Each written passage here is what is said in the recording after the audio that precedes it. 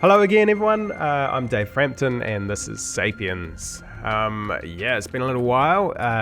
We've had the whole just the launch. The early access launch. Kind of kept me busy for a bit there. Lots of stuff to do.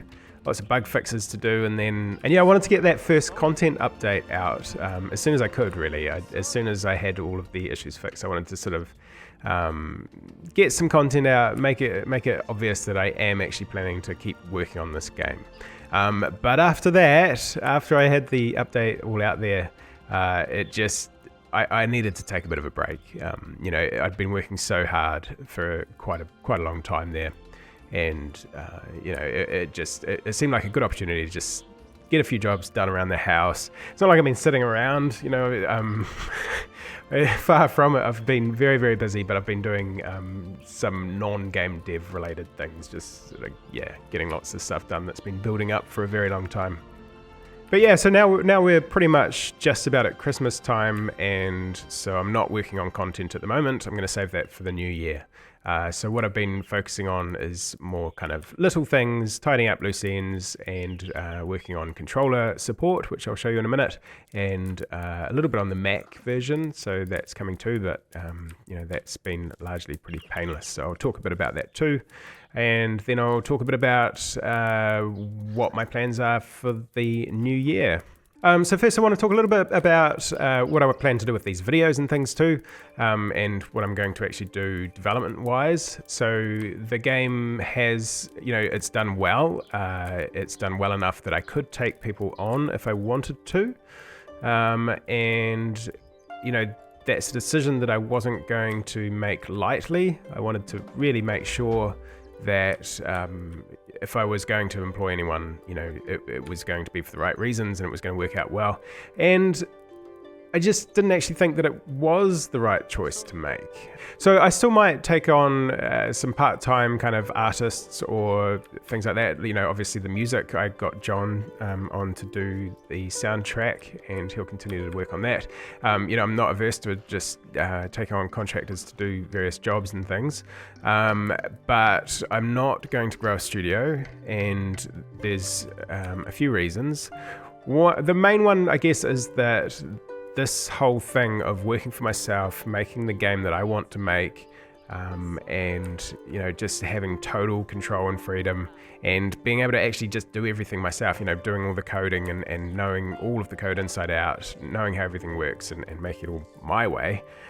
It's amazing, right? Like, who wouldn't want that? That is just perfect for me. I just, if I start really taking on a whole lot of people, I'm going to be in meetings, I'm going to be, talking about things all the time with people, and it'll slow down some parts of my development. I'll be doing more people management and less kind of nitty-gritty stuff, and just that's not what I want to do. So I think purely just for my own kind of enthusiasm for the project and for the game, the best thing is to just carry on doing what's been working for me. I've been doing this for a number of years, and not just with Sapiens, with other games too. Why screw that up by trying to grow a studio?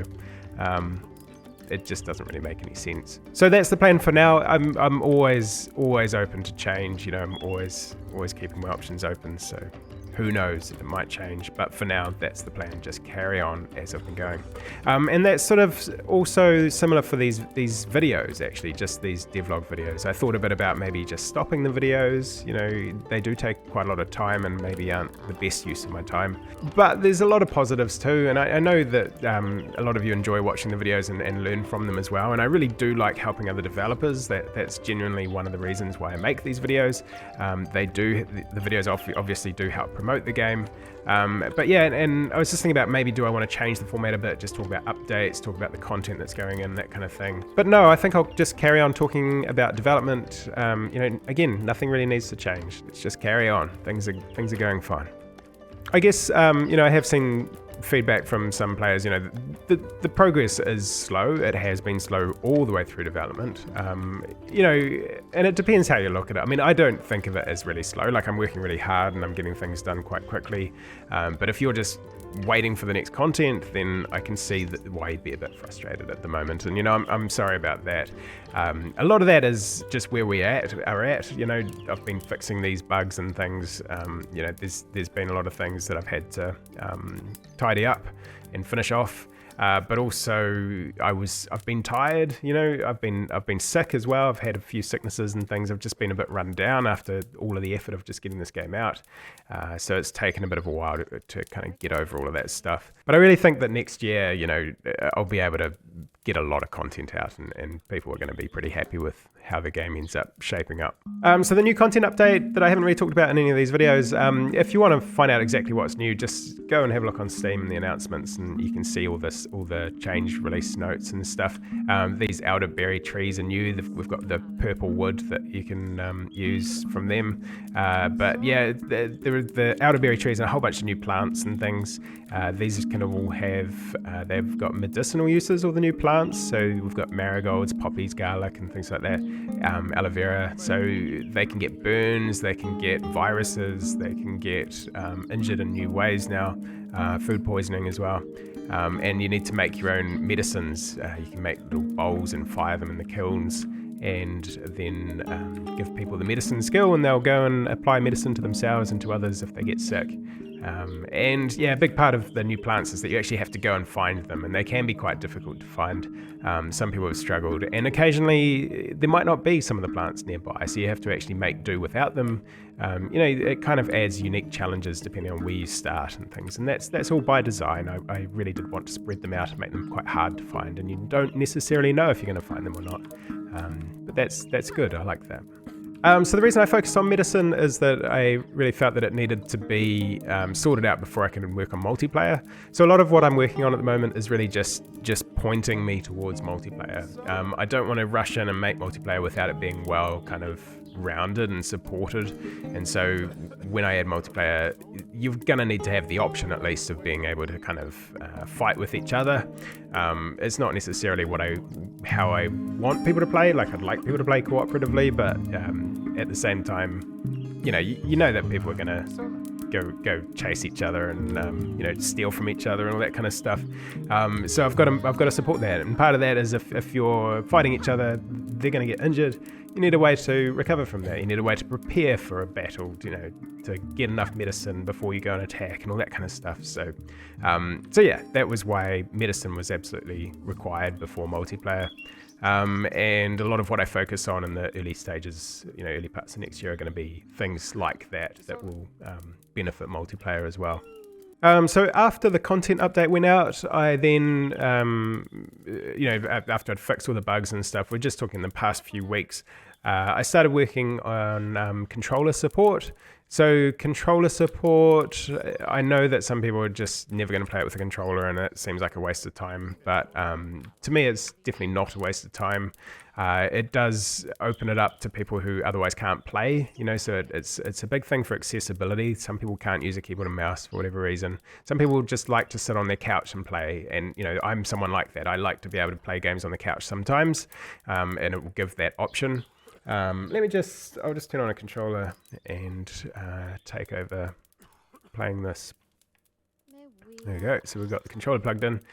So when you plug in a controller, it will change the see there's a build X button there, so it changes. If I hit escape, go back into it, we've got an E. So yeah, it seamlessly change between them. I haven't finished it yet, so I haven't put all of those sort of little button indicators and stuff, but you can use right triggers to go through these tabs, left and right triggers, sorry, and the bumper buttons go through the lower tabs. So you've got full navigation, you can navigate through all of this stuff. You can change these as well, like say you don't want to use elderberry branches, you can do that pretty quickly just with a controller. You can build the build controls. I haven't finished yet, I need to work on that. Yeah, little bits and pieces. You've got to change the time controls using the bumper bars when you're in this mode. Yeah, controller support, I guess it's probably a few weeks of work. I've probably done it 2 or 3 weeks already, and there's probably another week or 2 to go, I think. That's quite a lot of work, right? Yeah, probably more work than I'd like. But as I said, I think there's accessibility benefits. There's also the thing that, it opens up the option to play on the console. And I would like to release Sapiens on console at some point. And it's good to get onto these things a little bit earlier rather than later. If I don't work on controller support now, then it will probably be a lot harder later as I add more stuff. And I have been thinking about it all along. It's just, let's just do this couple of weeks now in the lead up to Christmas when I've got kind of a chance to do it, and then it's done. And then, all those other options like, consoles, VR, things like that will be a lot easier down the track. As well as this, I've been working on the mod support. So I actually made a mower mod, and I'm going to just create a world now and show you this. So let's just enable the mower mod here. It's stored locally here. If you want to download it, just go find it on Steam and subscribe to it, and it'll show up in this list when you create a world. And then so we'll check that. You should be careful when installing mods. It's like installing a separate application, really. It can do anything that a separate application could do. So just watch out. You need to make sure that you trust the mod authors. Only really use mods that are people have talked about and that look good, or that are going to be okay. So we'll enable this, and now go ahead and create the world. Cool. So let's just pick a tribe somewhere, maybe one that's not too tricky. Yep. And hopefully there's some mower nearby. The reason that I made my own mod for the game was just really to show people how it's done, and to prove to myself. Oh, there's some greenstone here. That's quite rare to find right near you. Previously, people had tried to make mods to add, new things, new mods, and they sort of had some trouble with it, right? Like it was quite tricky. So by making my own official example, it just makes it a lot easier for people to add new animals. And in fact, we have had quite a few new animals added as a result. So that's great. So you can have a look on Steam Workshop and find your own different mods to install. And of course, there's no mower, there's no animals of any kind, because that's what happens when you try to show people things. But luckily, I know how to create them. There we go. There's one. We've got they run around. They will actually attack your Sapiens too. They're not going to do it right now because they're just sitting down. They'll only attack them if they're a threat. Much like mammoths. So they're kind of aggressive at times. I think it's quite cool actually seeing these giant birds around. I don't love the walk. It is just an example. It could do with a bit more polish, but it works. And I'd really, I love the potential for mods, and I still think there's going to be a lot more mods in the future coming along, and the numbers are growing all the time. Modders are doing a great job. There's some UI little nice tweaks and things too. There's some great stuff happening with the modding community, and I've been trying to help out too. So if you're making mods, go into the Discord, and if you get stuck and you really have put in the effort to try to make it work, and it's still having troubles, then ask questions. And if other modders don't help, then I'll step in and help too. So I do want to support modders as much as I can. And one more thing, I've also been working on a Mac version. So Sapiens actually began its life on the Mac. I was developing it on a Mac before I went and switched to PC, basically. I just got myself a PC because, obviously the Mac gamer market is much smaller than the PC market. So it made a lot more sense to release Sapiens on PC, focus on PC.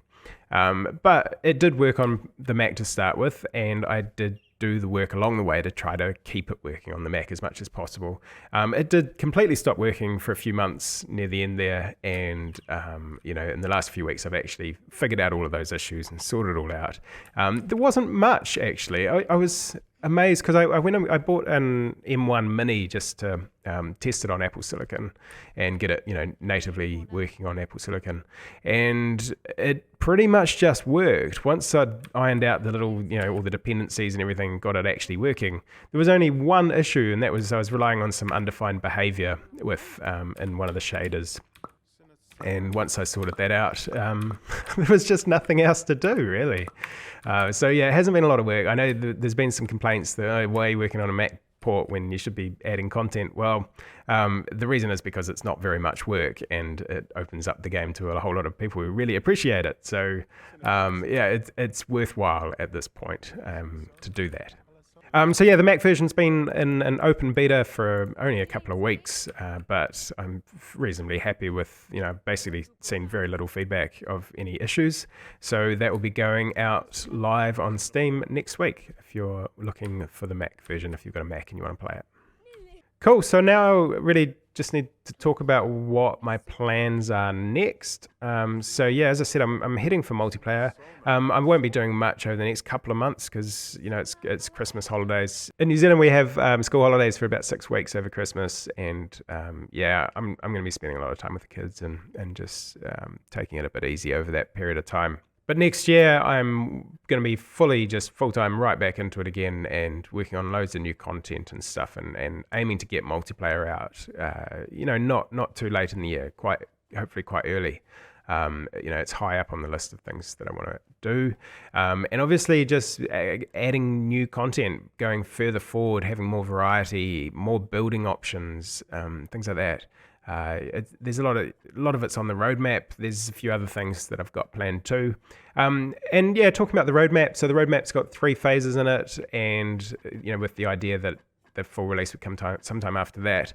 The roadmap's only maybe a year, I think, of work. Like we're talking about, that's what's happening next year. Whether the full release happens then, I don't know. After that, we'll have to see. For me, it's not too important because I'm just going to be working on this game for years. That's the reality. It's still just a starting point, and there's so much more to add. So, what order it all happens in, and what I actually managed to achieve in any given time period is kind of irrelevant. This is a long-term thing. But for now, yeah, you can expect an update that adds controller support relatively soon. Mac version coming out next week. And then sometime early next year, there'll be a new big content update. And I'll be posting more videos again in the new year as well. So yeah, I hope you all have a good time over the holidays. And we'll see you again next year with some new content and some new devlogs too.